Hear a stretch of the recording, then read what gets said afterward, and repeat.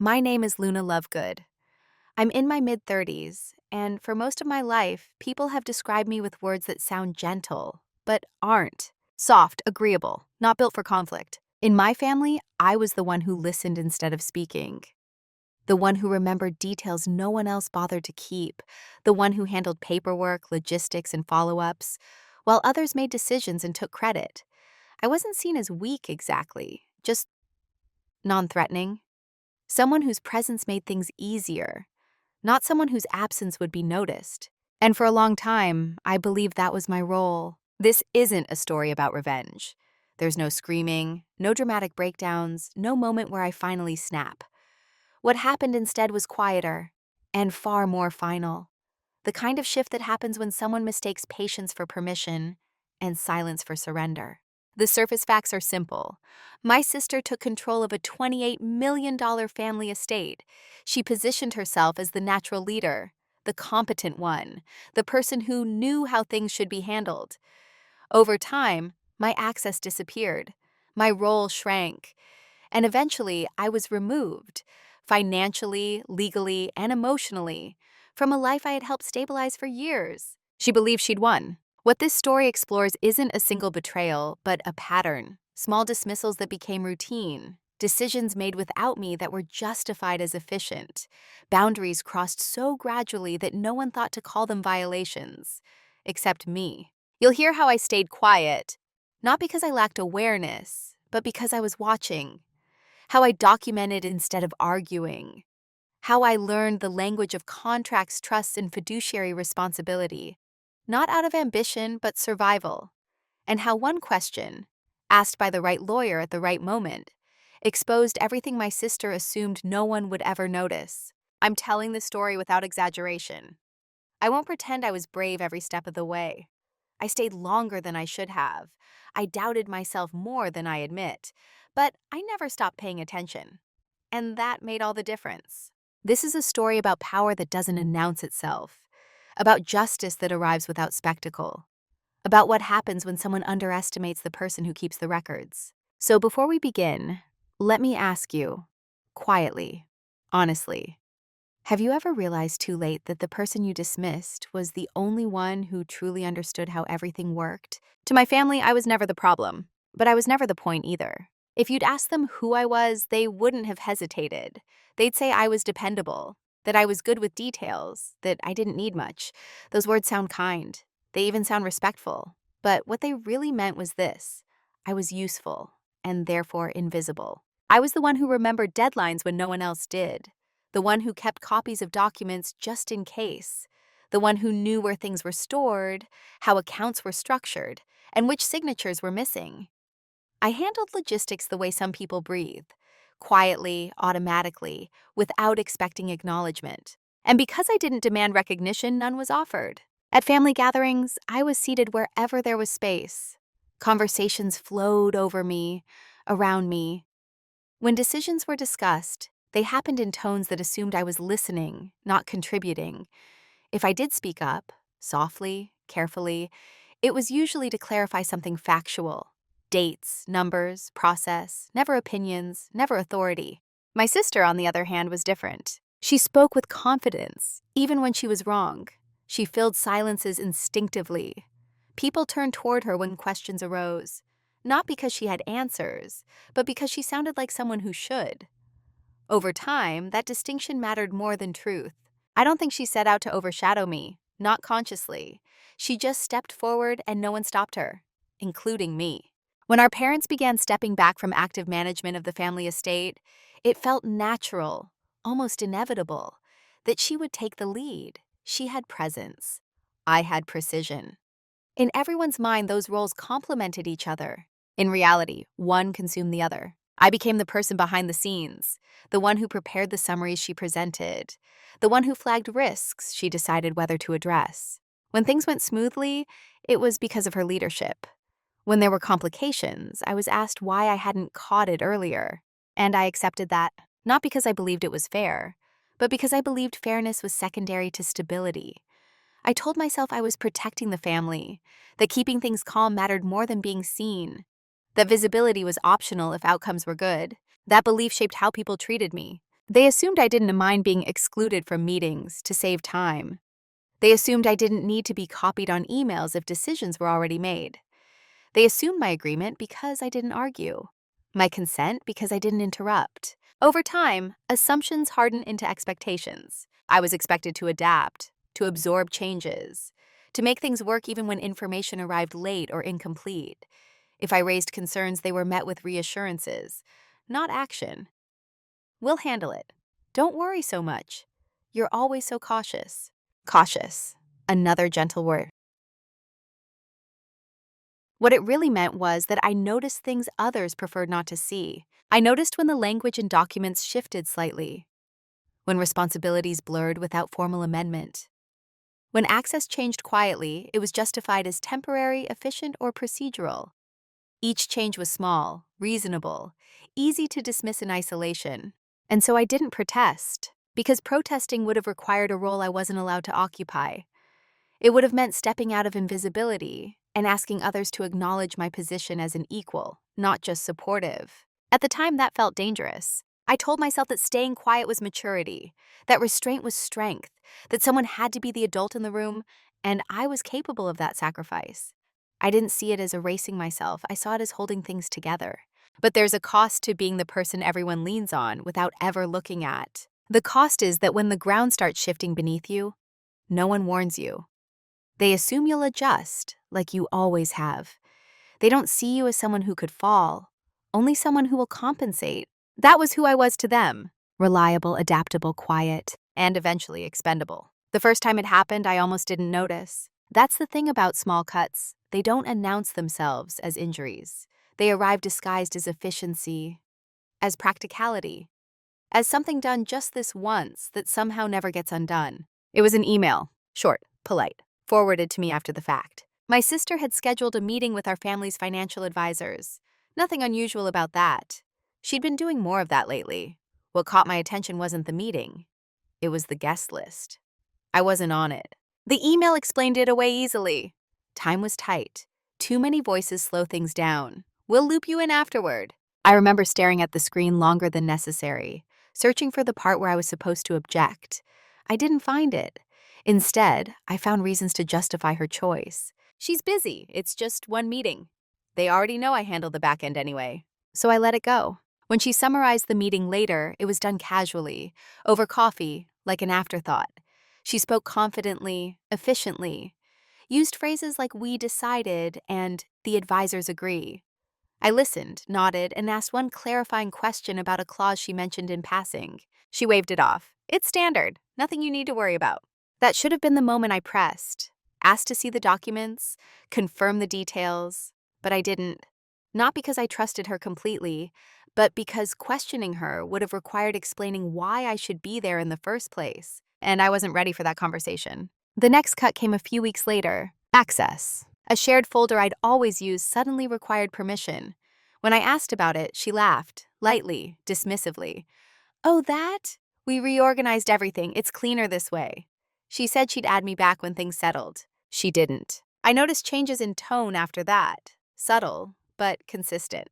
Decisions were framed as conclusions, not discussions. Updates replaced collaboration. I was informed, not consulted. Still, no one else seemed bothered. At dinners, my sister was praised for taking initiative, for handling things. Family members expressed relief that someone was finally in charge. When I sat quietly through those conversations, it reinforced the narrative. Luna doesn't mind. Luna prefers it this way. That assumption became my cage. I began to feel something I couldn't quite name at first. Not anger, not fear. It was more like disorientation. The sense that I was slowly being moved without being asked, like furniture rearranged while I was still in the room. I told myself it was temporary. People say that a lot when they sense a boundary being tested. Temporary makes it easier to endure, easier to stay silent, easier to believe that patience will be rewarded. But patience, I was learning, is often interpreted as consent. The first time I realized something was truly wrong wasn't dramatic. There was no confrontation. Just a line in a document I happened to glimpse while reviewing unrelated paperwork. A role had been redefined. Not removed, not challenged, just adjusted. My responsibilities were described as supportive, advisory, non-decision making. The language was clean, legal, carefully neutral, and it hadn't been discussed with me. I remember closing the file and sitting very still. I listened to the quiet hum of my apartment, feeling the weight of something settle, not panic, not outrage, but clarity. This wasn't accidental. No one forgets to include someone repeatedly. No one temporarily locks access and never restores it by mistake. These were choices, small ones, incremental ones, designed to look harmless until viewed together. Still, I said nothing, because saying something would have forced a conflict I wasn't prepared to lose. And at that point, I didn't yet understand what was at stake, only that something was being taken from me, piece by piece, while everyone else watched without seeing. The first small cut didn't bleed, but it marked me. And once skin is broken, even slightly, it becomes easier for the next cut to land. Disrespect rarely arrives as an event. It settles in as a routine. After the first few exclusions, nothing dramatic happened. No arguments, no apologies, just a quiet shift in how things were done and how I was expected to respond. The most unsettling part was how quickly everyone, including me, adjusted. Meetings continued without me, not all of them, just the important ones. The kind where decisions were framed as already settled by the time I heard about them. My sister would relay outcomes the way someone reads headlines: brief, confident, final. I started noticing the pattern in how she spoke to me. Not unkind, not aggressive, just instructive. Can you handle this? Make sure the paperwork reflects what we decided. I'll need you to clean this up. The language mattered. Handle, reflect, clean up. I wasn't part of the decision. I was there to make it functional after the fact. At first, I pushed back in small, careful ways. Questions phrased as clarifications. Suggestions disguised as concerns. Each time, the response was the same. Immediate reassurance followed by inaction. You worry too much, Luna. This is already taken care of. Let's not complicate things. Complicate, another gentle word. It meant slow down. It meant asking questions that make people uncomfortable. It meant remind everyone that authority has limits. So I stopped asking. I told myself I was choosing peace, that this was what adulthood looked like, knowing when to let go. I convinced myself that my value wasn't tied to recognition, that being useful was enough. But usefulness without agency is just labor. I felt it most during conversations where I was spoken about while sitting in the same room. Family members would thank my sister for handling everything.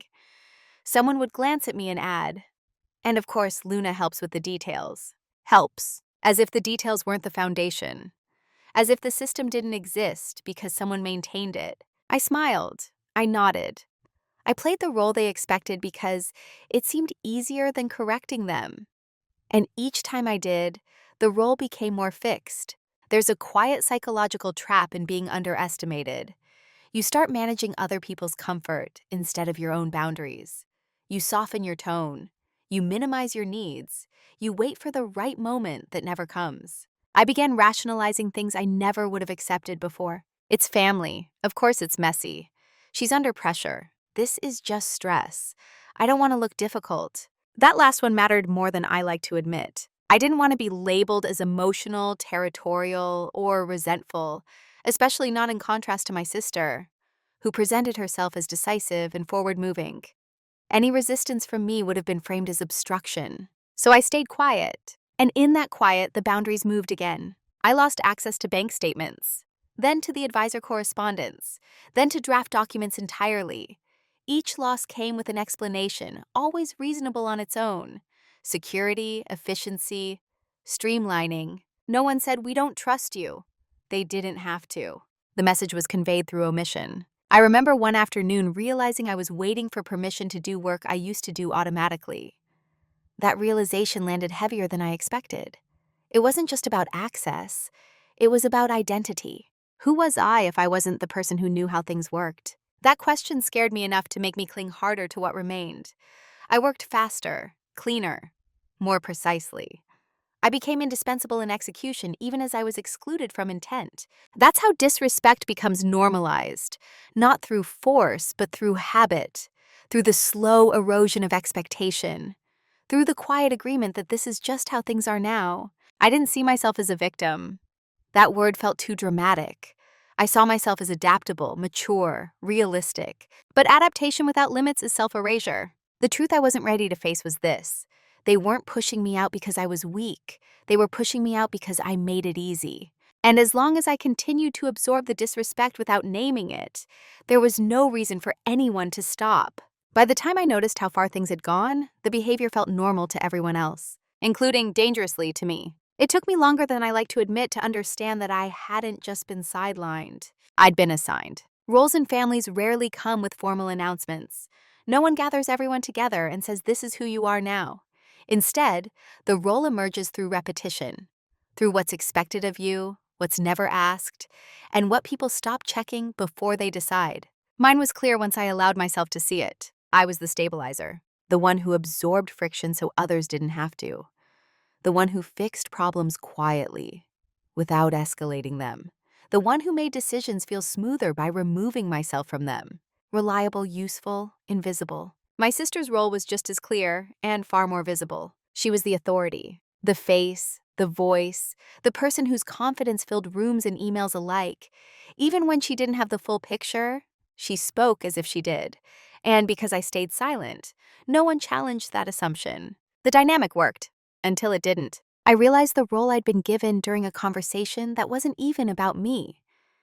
A distant relative asked a question about the estate, something procedural, something I would have answered automatically in the past. My sister responded without hesitation. Not incorrectly, just incompletely. I waited. She didn't turn to me. No one did. The conversation moved on, and with it, the unspoken understanding that my presence was optional.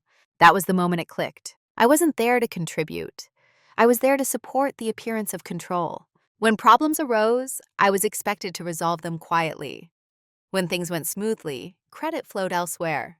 When decisions needed legitimacy, my compliance provided it. And the most dangerous part? I had helped build this role. Every time I smoothed over a mistake instead of naming it, every time I fixed something privately rather than addressing it openly, every time I chose harmony over accuracy, I told myself I was being ethical, responsible. But ethics without boundaries become tools for exploitation. Once I recognized the role, I saw it everywhere. Emails written in a tone that assumed agreement, deadlines assigned without consultation, instructions delivered as conclusions. There was no malice in it. That's what made it harder to confront. No one thought they were doing anything wrong. From their perspective, the system worked, and systems rarely question the parts that don't resist. I tried briefly to step out of the role. I asked to be included in a review call. The request was acknowledged, politely, and then ignored. I offered to draft a proposal rather than just execute it. It was thanked and revised without my input. Each attempt was met with soft resistance. Not refusal, but redirection. The message was clear: stay in your lane. And so I did. Outwardly. Inwardly, something shifted. For the first time, I stopped asking myself how to be more helpful, and started asking what was being done in my name. I began paying closer attention to how authority was justified. Who signed what? Who spoke for whom? Which assumptions were baked into documents without explicit consent? I didn't confront anyone. Not yet. I simply observed. Because once you understand the role you're assigned, you have two choices: perform it perfectly, or learn how to step out of it without warning. I chose to perform it. I became even more reliable, even quieter. I fulfilled every expectation placed on me. I let them believe the role fit me naturally. What they didn't see was that I was no longer confusing the role with my identity. I wasn't invisible because I lacked presence. I was invisible because I was useful in that position. And once I understood that, I stopped trying to be seen and started preparing to be precise. The role I was assigned made one thing very clear. As long as I stayed where they put me, I was safe. The moment I stepped out, I would be disposable. So I stayed. And I watched. The shift didn't happen during an argument. There was no confrontation, no raised voices, no moment where I finally said enough. It happened on an ordinary afternoon, in a space so quiet it almost felt unreal. I was alone in my apartment, reviewing documents I technically no longer needed to touch. Old habits die slowly. The light outside was already fading, that soft gray that makes everything feel suspended between states. I wasn't looking for anything in particular, just making sure things still made sense. And then I noticed something that didn't. It wasn't a glaring error. It was a detail, a date that didn't align with a sequence I knew by heart. One authorization appeared earlier than it should have, not illegal on its face, not dramatic, just premature. I traced it back. The more I followed the paper trail, the clearer the pattern became. Signatures clustered, oversight reduced, authority consolidated faster than the narrative suggested. Decisions that were supposed to be provisional had been treated as final. Roles that were described as shared had quietly become singular. And my name, once present as a safeguard, had disappeared. I sat back and let that realization settle. Not with fear, not with anger, with something colder and steadier. Understanding. This wasn't chaos. It wasn't mismanagement. It was acceleration. A system being simplified in a way that benefited one person and excluded another. Not because I was incapable, but because I was inconvenient. In that moment, something fundamental changed inside me. I stopped seeing myself as part of a misunderstanding. I saw myself as part of a design. And designs don't respond to emotion, they respond to structure. I remember thinking, not dramatically, not with resolve, but with quiet certainty. If this continues, I will be erased completely. Not metaphorically, legally, procedurally, cleanly. That thought didn't panic me, it focused me. For years, I'd believed that staying calm, staying helpful, staying ethical would naturally protect me. That good faith was enough. That truth eventually asserted itself. But truth doesn't assert itself. People do. And I hadn't. That afternoon, I made a decision without announcing it to anyone, including myself. I didn't vow revenge. I didn't plan a confrontation. I simply stopped waiting for fairness to arrive on its own. I began reading differently, not to understand but to verify, not to help but to map. Every document became a signal. Every omission is a data point. I noted what was said and, more importantly, what was assumed. I paid attention to phrasing, to authority markers, to where responsibility was implied rather than stated. I didn't act. That's important. I didn't send emails. I didn't ask questions. I didn't alert anyone that I'd noticed the shift. I continued performing my role exactly as expected, efficient, compliant, quiet. But internally, the narrative had changed. I was no longer trying to preserve harmony. I was preserving evidence. There's a difference. One requires silence to maintain peace. The other requires silence to maintain accuracy. That day marked the end of my confusion. I stopped wondering whether I was overreacting. I stopped questioning my instincts. I stopped assuming benign intent where patterns contradicted it. I didn't become hardened, I became precise. For the first time, I allowed myself to think in terms of leverage, not power over someone else, but clarity over my own position. What protections existed? What assumptions could be challenged? What processes require transparency? And with that clarity came a strange sense of calm. Not hope, not optimism, readiness. The day something shifted wasn't the day anything happened. It was the day I stopped needing something to happen in order to prepare. From the outside, I was still the same Luna, quiet, agreeable, reliable. From the inside, I had crossed a line. I was no longer waiting to be included. I was deciding how and when to step out. Before that shift, my silence had been reactive. I stayed quiet because it felt safer, because speaking up seemed risky, because harmony appeared more valuable than precision.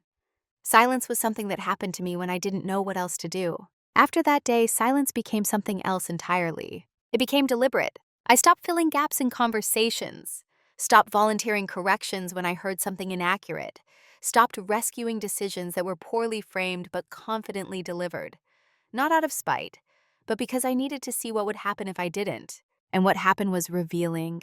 Without my quiet interventions, small inconsistencies began to surface. Not enough to alarm anyone, but enough to create friction. Timelines slipped. Explanations grew slightly longer. Justifications are slightly more defensive. No one traced it back to me. Why would they? I had never claimed responsibility for preventing those issues in the first place. That was the irony of invisibility. Once you stop performing, people assume the system is simply more complicated. Not that you were holding it together. I listened carefully during calls I was invited to, and the ones I wasn't. I read emails where decisions were framed as unanimous, even when I knew they weren't. I watched how my sister spoke when she thought she was unobserved, how certainty hardened into impatience when challenged by professionals who didn't respond to confidence alone. Still, I said nothing. Silence, I learned, is often mistaken for weakness because people project their own intentions onto it. They assume you're quiet because you don't know, or because you don't care, or because you're afraid. They rarely consider that you're listening. My sister certainly didn't. She grew more comfortable in her authority, more casual about the process, less careful with language. Decisions that once would have been double-checked became instinctive, delegated. From her perspective, this was progress. From mine, it was exposure. I began to see how much her confidence depended on the assumption that no one was auditing the system, that no one was comparing versions, that no one remembered how things were supposed to work before they were streamlined. I remembered, and I documented, not obsessively, methodically. Dates, changes, who said what, and when. Not interpretations, not emotions, just facts, patterns, sequences. I didn't store them dramatically. No secret vault, just clean records, maintained the way I always had. The difference was intent. Before, documentation was about support. Now it was about accountability. I also paid attention to how people treated my silence. They stopped checking in, stopped asking for input, stopped anticipating resistance. I could see the relief in it. For them, silence meant agreement. It meant smooth sailing. They mistook my stillness for surrender. And in doing so, they stopped being careful. That's when silence becomes powerful. Not when it hides fear, but when it invites overconfidence. I was careful not to let the shift show. My tone remained neutral. My responses are timely. My demeanor is unchanged. I didn't withdraw. I simply stopped compensating. Inside, though, I felt something I hadn't felt in a long time. Control. Not over them, over myself. I no longer felt the urge to be seen, or validated, or understood. Those desires had kept me reactive, kept me seeking permission. Silence freed me from that. It gave me space to think in the long term, to consider outcomes instead of reactions, to let people reveal themselves fully, without interference. And they did. I watched as my sister began to treat the estate less like a shared responsibility and more like a personal extension. Language shifted from we to I. Oversight became something she navigated around, not through. She believed she was safe. After all, the quiet one hadn't objected. She didn't know that my silence was no longer compliance. It was positioning. And once silence becomes a choice, it can be withdrawn at a moment of maximum clarity, without raising your voice, without warning, without emotion. I wasn't waiting to be heard anymore. I was waiting to be precise. What they never noticed wasn't that I was changing. It was that I had stopped trying to be understood. From the outside, my behavior looked exactly the same. I showed up when asked. I responded promptly. I handled tasks without complaint. There was nothing suspicious about it, nothing defiant. If anything, I appeared even easier to manage. That was the point. When people think they've fully categorized you, they stop observing. They assume predictability. And predictability creates blind spots. I began using those blind spots carefully, not to deceive, but to prepare. The first thing I did was reconstruct the system as it should have existed, not as it currently does. I reviewed original trust documents, early amendments, and correspondence from before my sister's authority solidified. I compared language across versions, looked for shifts that weren't accompanied by proper authorization or disclosure. I wasn't hunting for wrongdoing. I was establishing baseline reality. That distinction mattered because preparation rooted in truth is far more resilient than preparation driven by suspicion. I also began learning, quietly, privately, not through dramatic late-night research sessions, but through steady, disciplined reading, fiduciary responsibility, duty of care, conflicts of interest, the difference between authority assumed and authority granted. I didn't need to become a lawyer. I needed to become literate. Literate enough to know when something crossed a line. Literate enough to recognize when a process failed to meet its own standards. Literate enough to ask the right question later, when it mattered. They never noticed this shift because nothing about it disrupted them. I didn't challenge decisions. I didn't demand explanations. I didn't correct misstatements in public. I let things proceed exactly as they wanted, on the surface. But underneath, I tracked everything, not obsessively, consistently. I noted how often decisions were made without formal votes, how often were temporary measures extended indefinitely, how frequently financial advisors deferred to my sister's confidence instead of documented authority. Most importantly, I noted what wasn't documented. That's where systems fail, not in what they record, but in what they assume doesn't need to be. I also paid attention to emotional patterns. When my sister felt challenged, she accelerated. When she felt secure, she cut corners. When no one questioned her, she simplified processes in ways that concentrated control. She wasn't reckless, she was comfortable. And comfort breeds carelessness. What she never noticed was that my quiet compliance had removed the friction that once kept her cautious.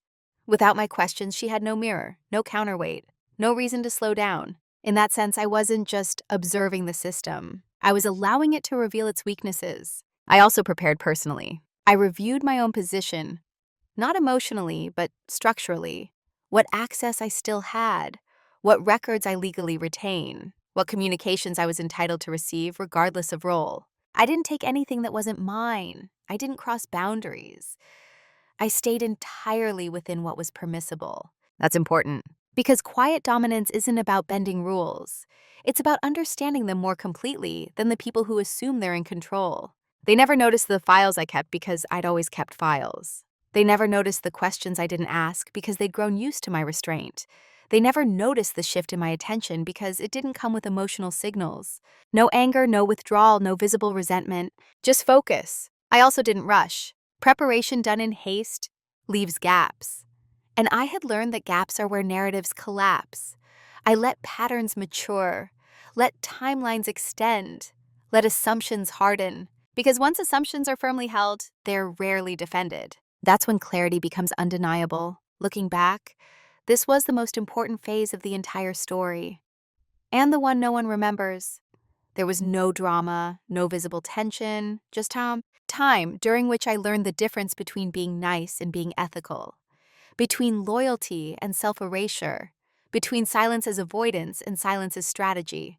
They never noticed that I was no longer hoping for inclusion. I was preparing for independence. And once preparation reaches that point, the outcome is no longer about confrontation. It's about timing. The moment of revelation didn't arrive with shock. There was no rush of adrenaline, no urge to call someone, no sudden sense of triumph.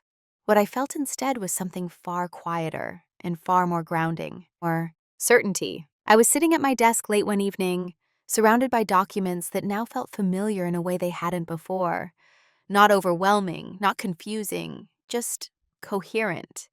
Pieces that had once felt disconnected were finally aligned. And in that alignment, something became undeniable. There was leverage, not the dramatic kind people imagine.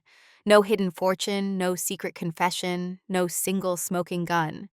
What existed was stronger than that. A structural truth that contradicted the story my sister was telling, and the authority she believed she held. The trust structure, as originally designed, required more than confidence to control.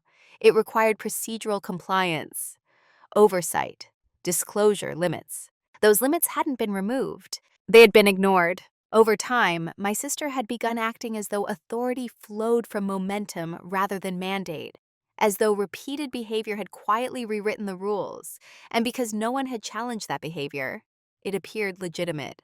But legitimacy isn't created by repetition. It's created by process. I saw clearly now where the process had been bypassed, where decisions had been accelerated without proper authorization, where fiduciary duties had shifted from shared to singular without formal amendment. None of it was dramatic enough to alarm a casual observer. All of it was enough to matter to the right professional who asked the right question. That realization didn't make me feel powerful. It made me feel calm. Because calm comes from knowing you're no longer guessing. I didn't celebrate. I didn't even smile. I simply closed the folder I'd been reviewing and sat quietly for a few minutes, letting the weight of what I now understood settle fully. This wasn't about catching someone doing something illegal. It was about recognizing that the system no longer supported the narrative being used to exclude me. And narratives collapse when exposed to structure. The most important part of that night wasn't what I discovered. It was what I didn't do afterward. I didn't confront my sister. I didn't hint at what I knew. I didn't change my behavior in any visible way. Because leverage revealed too early is leverage wasted. Instead, I reviewed everything again, slowly, patiently, as if I were explaining it to someone else. I asked myself questions from an outside perspective. Where would a neutral professional pause? What would raise an eyebrow? Which assumption would need to be examined first? That's when it became clear what the turning point would be. Not an accusation, A question, one that didn't challenge intent, one that didn't assign blame, one that simply asked for clarification where clarification had been skipped, the kind of question that forces the room to slow down. I also realized something else that night, something deeply personal. I no longer wanted validation. For a long time, I'd imagined that justice would feel like recognition, like being acknowledged, apologized to, reinstated. Now none of that mattered. What mattered was alignment with the truth, with my own boundaries, with a future that didn't require me to stay invisible to survive. The private reveal wasn't about discovering my sister's vulnerability. It was about discovering my own exit from confusion, from self-doubt, from a role that had required me to disappear in order to be tolerated. I slept better that night than I had in months, not because anything had changed, but because I finally knew what could change and how. Clarity has that effect. It doesn't rush you forward, it anchors you. From that moment on, every step I took would be intentional. No improvisation, no emotional reactions, no unnecessary exposure. Just steady movement toward a conclusion that no longer depended on anyone else's approval. The private reveal didn't feel like a victory. It felt like inevitability. Knowing something and acting on it are two very different things. Once the picture became clear, I didn't rush forward. I paused. Because clarity creates responsibility, and I needed to be certain of what I was willing to live with afterward. There were options. I could confront my sister privately, lay out what I'd found, give her a chance to course correct. That path appealed to the part of me that still wanted reconciliation, or at least acknowledgement. It would have been the gentlest approach, but it also would have given her time. Time to reshape the narrative, time to secure a consensus, time to adjust documents just enough to protect herself. I could escalate immediately, bring in professionals, force the issue publicly. That path would have been faster, louder, and more definitive. It also would have been irreversible in a way that felt premature. Because once you escalate without preparation, you lose control over timing, over framing, over how the truth is received, and timing mattered. Then there was the third option, the one that felt quietest and hardest. To let things continue, not indefinitely, not passively, but long enough for patterns to finish forming, for assumptions to fully harden, for my sister's authority to rest entirely on habit rather than structure. That option required restraint. It meant resisting the urge to be seen, to be vindicated, to correct the record before the record was ready to stand on its own. It also meant accepting a painful truth. I would have to let myself be further sidelined in order to step away cleanly. I spent days thinking through the consequences, not emotionally, logistically. What would I lose if I waited? What protections remained intact? What outcomes would I regret more? Acting too early or waiting too long? The answer came slowly but clearly. I didn't need to stop my sister. I needed to stop participating in a system that erased me, and do it in a way that couldn't be reframed as resentment or retaliation. That required precision. So I made a decision that felt both quiet and irreversible. I would move forward without confrontation. I would let my sister continue believing that my silence meant acceptance. The system was stable, that her authority was unquestioned, and when the time came, I would not accuse. I would ask. That decision changed how I felt immediately. The anxiety I'd been carrying, the constant calculation of when to speak, how to phrase concerns, how to avoid conflict, lifted. In its place was something steadier. Commitment. I stopped imagining alternate endings, stopped rehearsing explanations, stopped hoping someone else would notice what I had noticed. The responsibility was mine now. That didn't mean I became cold. It meant I became resolved. There's a difference. I continued interacting with my sister as I always had. Cordial, neutral, cooperative. I didn't punish her with distance. I didn't bait her with hints. Because this wasn't about her behavior. It was about my boundaries. The decision point wasn't dramatic. No moment of triumph. No sense of destiny. Just a quiet understanding that the path ahead required patience, and that patience, once chosen consciously, stops feeling like waiting. It starts feeling like movement. I knew that once I took the next steps, there would be no going back to the way things were. Even if outcomes were favorable, the relationship would be altered permanently. That was the cost. And I accepted it, not because I wanted distance, but because I wanted integrity. The decision wasn't to win. It was to end the ambiguity, to stop living in a space where my role was undefined and my presence conditional. From that point on, every action I took would serve one purpose: aligning reality with structure. No drama, no revenge, no spectacle. Just clarity, applied at the right moment. And once that decision was made, the rest was no longer a question of if, only when. Once the decision was made, everything slowed down. Not in the way people imagine before something dramatic happens, but in the way systems do when they're being observed carefully. Every step I took was quiet, procedural, almost boring. That was intentional. Nothing attracts attention faster than urgency. I didn't announce changes. I didn't withdraw suddenly. I simply began moving differently within the boundaries that already existed. The first thing I did was disengage emotionally from outcomes I couldn't control. That sounds abstract, but it had very practical consequences. I stopped correcting misstatements, stopped offering backup when plans were weak, stopped absorbing stress that wasn't mine. I still performed every task I was asked to do, cleanly, accurately, on time. But I no longer compensated. That alone altered the rhythm. Next, I began preparing externally. Without signaling that anything internal was happening, I scheduled consultations, not confrontations. Quiet conversations with professionals who had no emotional stake in the family narrative. I didn't tell them my story. I presented structures. Here is how the trust was formed. Here is how authority is described. Here is how it is currently being exercised. I asked neutral questions, listened more than I spoke, paid attention to pauses, to raised eyebrows, to moments where explanations required effort. No one told me I was being wronged. They didn't need to. Their questions mirrored mine. That was confirmation enough. I didn't retain anyone yet. I didn't initiate action.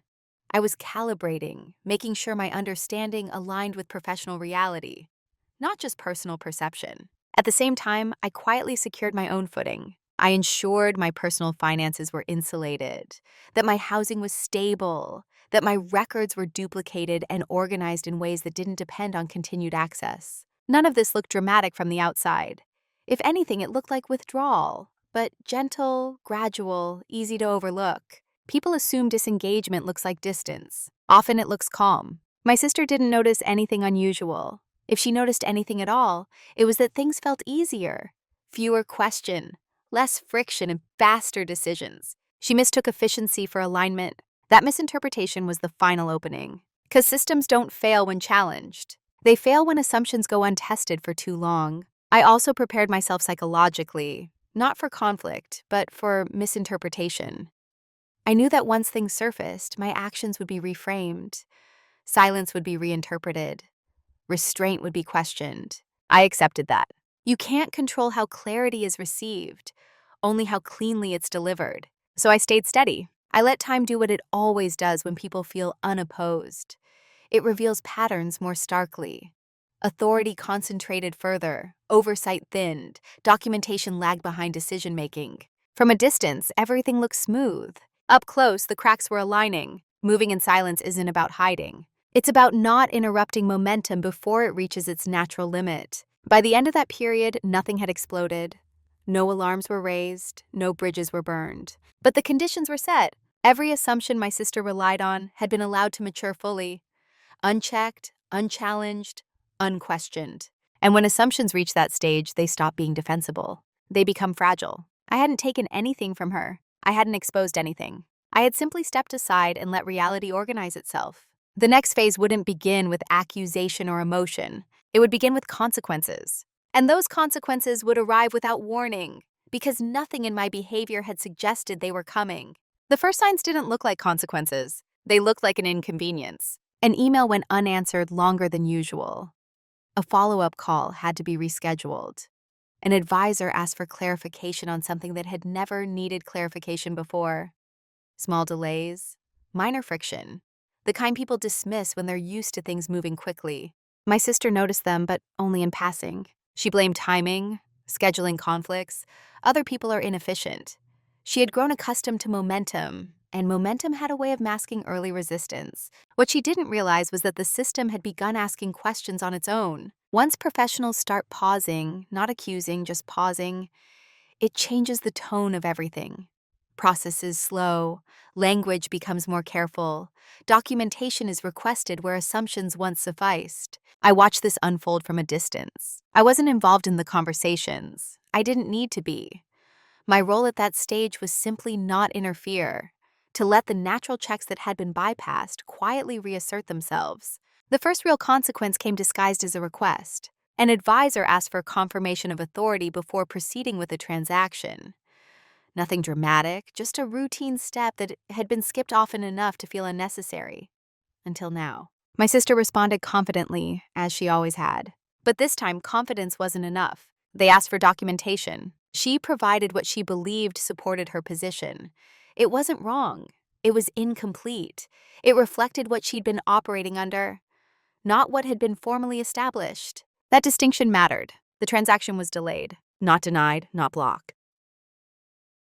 Delayed. Delay is the most unsettling form of resistance because it doesn't explain itself. It just refuses to move forward without clarity. From there, the effects multiplied. Another advisor asked to loop in legal counsel just to be safe. A third requested a review of prior amendments to ensure alignment. None of this was framed as suspicion. It was framed as diligence. But diligence, once reintroduced, has momentum of its own. My sister began making more calls, sending longer emails, repeating explanations that had once sufficed with a sentence. She wasn't panicking yet, but she was adjusting. An adjustment is the first sign of loss of control. I could feel the shift in her tone when we spoke. Still polite, still composed, but sharper. She asked if I'd noticed anything unusual, if I'd heard from anyone, if I knew why things were taking longer. I answered honestly, No, I wasn't involved. Which was true. The irony was quiet and heavy.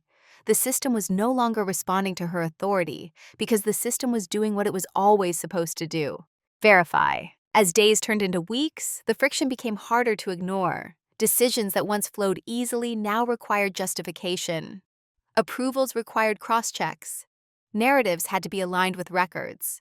And records, unlike confidence, don't bend. My sister grew frustrated. Not outwardly, not yet, but I could see it in the way she rushed conversations, in how she framed delays as incompetence, in how she assumed resistance was personal rather than procedural. That assumption would cost her. Because systems don't respond to pressure, they respond to structure. The most telling moment came when a transaction was halted, pending clarification of fiduciary alignment. Not canceled, just paused. That pause triggered something deeper: questions about oversight, about disclosure, about whether all beneficiaries had been adequately informed, questions that had nothing to do with emotion and everything to do with obligation. At that point, consequences were no longer abstract. They were measurable. Timelines disrupted, authority questioned. Confidence is no longer sufficient to override the process. My sister didn't understand why this was happening. From her perspective, nothing had changed. From reality's perspective, everything had. The safeguards that had been ignored hadn't disappeared. They'd simply been dormant, waiting for the moment when assumption and structure finally collided. That collision had begun, and it was quiet. No accusations, no drama, no confrontation. Just the slow, undeniable return of accountability. I watched it unfold with a strange sense of detachment. Not satisfaction, relief. Because once consequences begin without your involvement, the narrative can no longer be rewritten to make you the cause. I hadn't done anything to her. I had simply stopped holding the system together on her behalf. And without that support, the system did what it was always designed to do. It asked questions. By the time my sister realized something was truly wrong, the window to quietly fix it had already closed. At first, she believed it was a temporary snag. Overcautious advisors, procedural delays, nothing more. She told herself that once the right person was reassured, once the right call was made, momentum would return. But momentum doesn't restart once it's been questioned. It fractures. The tone of conversations changed first. Where there had once been familiarity, there was now formality. Advisors stopped accepting verbal assurances. They began documenting conversations.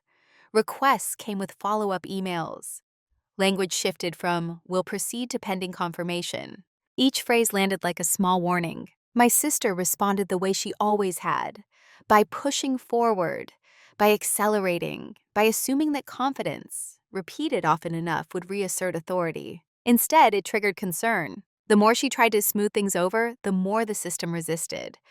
Because systems interpret urgency as risk, and risk activates safeguards. One afternoon, she called me, not casually this time. She asked if I still had copies of older documents, if I remembered how certain provisions were originally intended. Her voice was steady, but there was an edge beneath it now, something unfamiliar. Uncertainty. I told her the truth, that I had records, I remembered details. I hadn't been included in recent decisions, so I wasn't sure how things had evolved. There was a pause on the line. She realized in that moment that she no longer knew what I knew, and that realization unsettled her more than any external delay. She began reaching out to professionals more aggressively, asked for expedited reviews, sought reassurance that things were still on track. But reassurance is meaningless when the question hasn't been answered. And the question, unspoken but present, was this: who exactly is authorized to act, and under what conditions? That question couldn't be rushed. It required review, comparison, verification. By the time legal counsel became actively involved, the process had shifted from informal to formal, from flexible to fixed. Once that happens, intent stops mattering. Only documentation does. My sister tried to explain, to contextualize, to frame decisions as practical rather than procedural. But explanations don't rewrite structures. They only highlight where structure was ignored. I wasn't present for most of these conversations. That mattered, because it meant the situation couldn't be framed as a dispute between siblings. It was framed as a question of governance, of fiduciary responsibility, of compliance. The story no longer belonged to her, or to me. It belonged to the record. She began to panic, not visibly, not dramatically, but internally. I could tell by the way she spoke faster, by how often she circled back to the same points, by how she sought confirmation rather than clarity. She asked if I could step in, help smooth things over, explain that she'd always acted in good faith. That request came too late. Good faith isn't a substitute for proper authority. And once a system begins correcting itself, it doesn't stop to accommodate discomfort. I understood then that there was nothing left for me to decide. The process had passed the point of intervention. Even if I wanted to shield her now, even if I had spoken up on her behalf, it wouldn't have mattered. The safeguards had been triggered. The reviews have been initiated. The questions are documented. You can't put accountability back in the box once it's been opened. That was the moment I felt something unexpected. Not triumph, grief. Because this outcome wasn't the result of a single mistake. It was the result of a pattern, of choices made easier by my silence, of assumptions that had gone unchallenged for too long. And now, everyone involved was dealing with the consequences of that comfort. My sister stopped blaming others, stopped blaming timing, stopped blaming inefficiency. She started looking backward, at what she hadn't documented, at those who hadn't been consulted, at how far things had drifted from the original structure. But hindsight doesn't restore authority. It only clarifies where it was lost. By the time she understood that, there was nothing left to fix quietly. The system was no longer listening to her explanations. It was waiting for one thing: a question. And that question was about to be asked, by someone whose job it was to notice what others had ignored. The confrontation didn't happen the way people imagine confrontations do. There was no raised voice, no accusation, no moment where years of silence finally spilled over.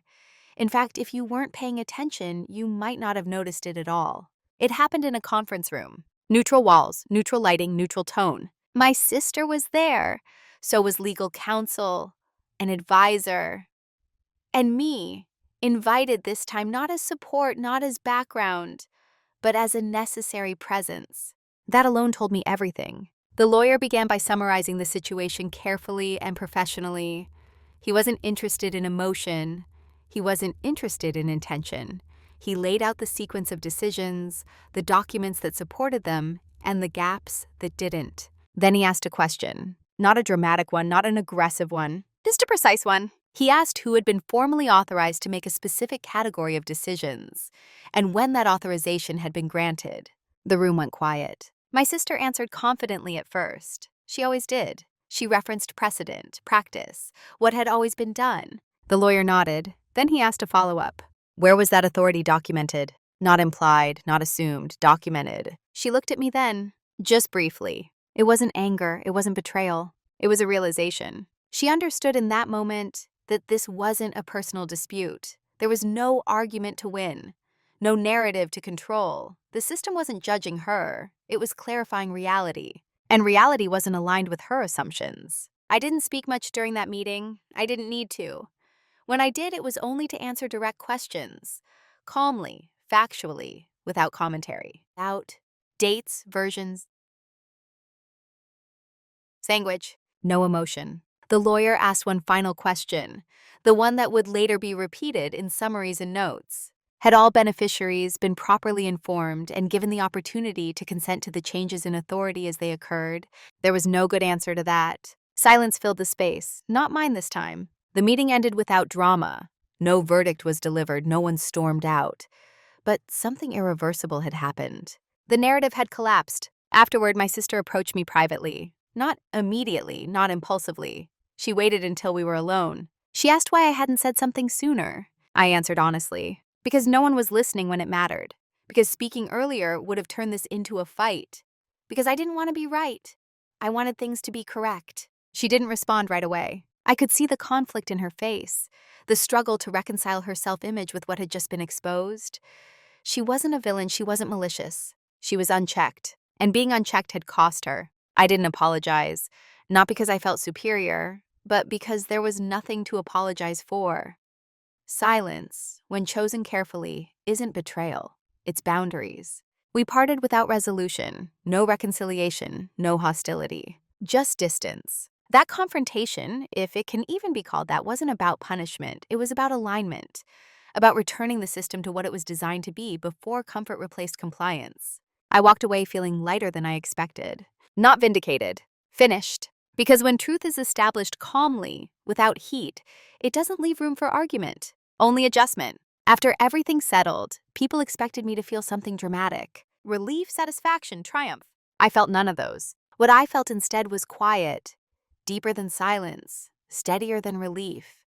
The kind of calm that comes when you're no longer bracing yourself for misunderstanding. My life didn't change overnight. There was no sudden windfall, no public acknowledgement. The system adjusted.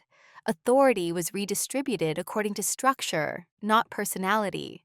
Processes were clarified, oversight restored, and I stepped back, not out of bitterness, not out of defeat, out of choice. For the first time, my presence was no longer required for my worth to be recognized. And that changed how I saw myself. I'm no longer the person who waits for permission to speak.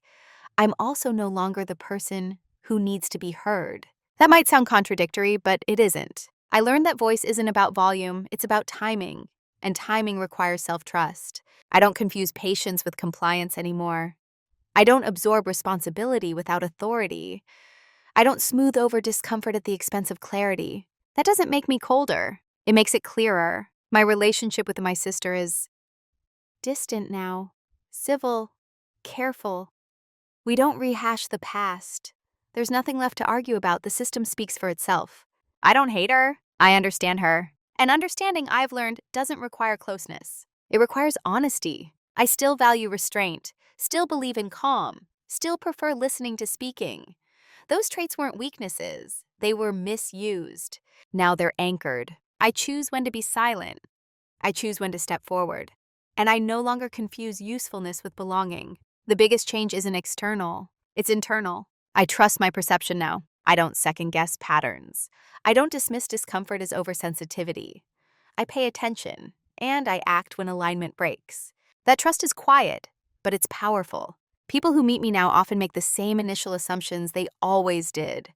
They see someone calm, measured, unassuming. That's fine. What's different is that I no longer live inside their assumptions. I know where I stand, even when no one else is looking. And that knowledge doesn't need to be defended.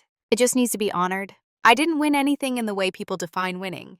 I reclaimed something far more durable. My boundaries, my clarity, my sense of self. Who I am now isn't louder. It's more grounded. And that, I've learned, is the kind of dominance that doesn't need to announce itself. It simply holds. People often ask me what the lesson is. They expect something sharp, a warning, a rule they can apply cleanly to their own lives. But the truth doesn't resolve that neatly. This story isn't about money, even though the number was large. It isn't about family betrayal, even though that hurt. And it isn't about legal victory, even though the law did what it was meant to do. It's about misinterpretation, about how easily calm is mistaken for consent, how often is silence read as weakness, how systems drift when the people who understand them stop insisting on alignment. For a long time, I believed that being reasonable would protect me. that fairness had momentum of its own, that if I stayed ethical, the world would eventually notice and correct itself. It doesn't work that way. Systems don't correct themselves because someone is good.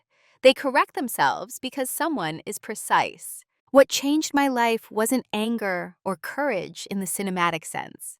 It was the moment I stopped asking to be seen and started insisting quietly on being counted. Counted in process, counted in consent, counted in structure. There's a difference between being kind and being self-erasing, between patience and avoidance, between loyalty and silence that cost you your place. I learned that boundaries don't need to be loud to be real. They need to be clear and enforced at the right moment. I also learned something harder, that people don't always realize when they're crossing lines, especially when those lines were never defended. Comfort makes us careless. Authority, when unexamined, makes us assume permission where none was given. My sister didn't wake up one day intending to erase me. She simply grew used to a system that no longer pushed back. And I let that happen until I didn't. If there's one thing I hope stays with you after this story, it's this. Silence isn't the problem. Unconscious silence is. When you choose silence deliberately, when you understand the system, document reality, and wait for clarity, it becomes power, not power over others, but power over outcomes. Quiet dominance isn't about humiliating someone who underestimated you. It's about refusing to disappear just because it's more convenient for everyone else. So if you're listening to this and recognizing yourself, if you're the reliable one, the calm one, the person people lean on without looking at, let me leave you with a question that matters more than any advice I could give. Where in your life have you been silent to keep the peace? And what might change if that silence became a choice instead of a habit? Video hữu ích, hãy ấn like và đăng ký kênh để ủng hộ mình nhé. Chúng ta sẽ gặp nhau ở những video tiếp theo. Bye bye.